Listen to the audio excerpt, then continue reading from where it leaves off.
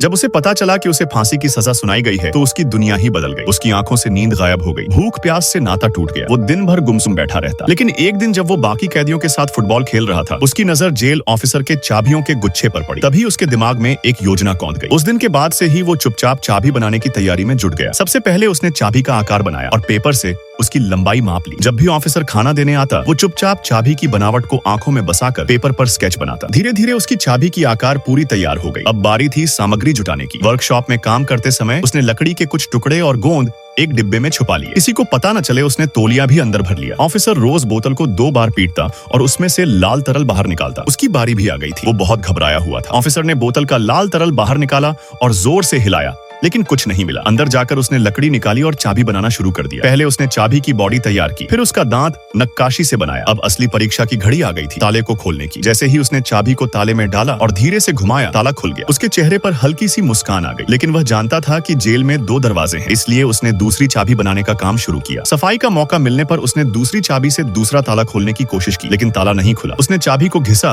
और दोबारा कोशिश की। इस बार ताला खुल गया, लेकिन चाबी निकालते समय वो टूट गई। तभी उसके साथी ने उसे बताया, ऑफिसर आ रहा है। उसने तुरंत मदद करते हुए चाकू उसकी ओर फेंका। उसने झट से टूटी हुई चाबी ताले से निकाल ली। ताला अब भी सही नहीं हुआ था, लेकिन ऑफिसर को कोई शक नहीं हुआ। अगले दिन ऑफिसर उसके रूम में आया। वो सोया हुआ था, ये जानने के लिए कि रात भर क्या करता है। ऑफिसर उसकी हर चीज जमीन पर फेंकने लगा। तभी उसकी नजर एक अजीब सी वस्तु पर पड़ी। अब सवाल ये है, क्या वो पकड़ लिया जाएगा या उसकी योजना कामयाब होगी?